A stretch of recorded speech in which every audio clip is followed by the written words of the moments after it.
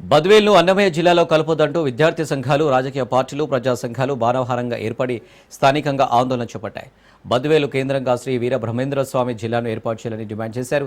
వెనుకబడిన ప్రాంతమైన బద్వేలును దూరంగా ఉన్న అన్నమయ్య జిల్లాలో కలిపితే ఒప్పుకోబోమని వైసీపీ నేత విశ్వనాథరెడ్డి హెచ్చరించారు. కాలజ్ఞానంలో బ్రహ్మంగారు బద్వేలు బస్తీ అవుతుందని చెప్పినందున ఈ ప్రాంతాన్ని జిల్లా కేంద్రాన్ని చేయాలని ప్రజలు ప్రభుత్వానికి విజ్ఞప్తి చేశారు.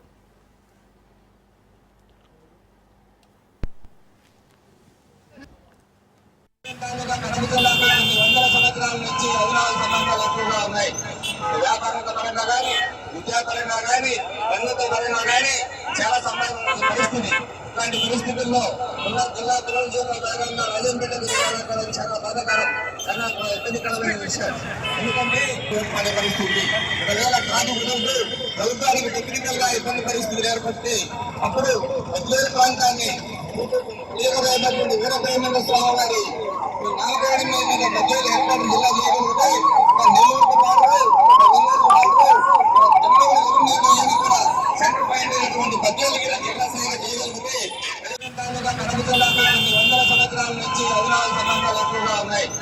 వ్యాపారంతో పరంగా కానీ, విద్యాపరంగా కానీ, రంగంతో పరంగా కానీ చాలా సంబంధం ఉన్న పరిస్థితి.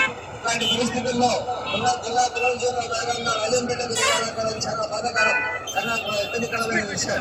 ఎందుకంటే పడే పరిస్థితి ఒకవేళ కాదు ఉన్నప్పుడు ప్రభుత్వానికి టెక్నికల్ గా ఇబ్బంది పరిస్థితులు ఏర్పడితే అప్పుడు బద్వేలు ప్రాంతాన్ని వీరబ్రహ్మేంద్ర స్వామి వారి నామకరణం మీద బద్వేలు ఏర్పాటు జిల్లా చేయగలిగితే నెల్లూరుతో పాటు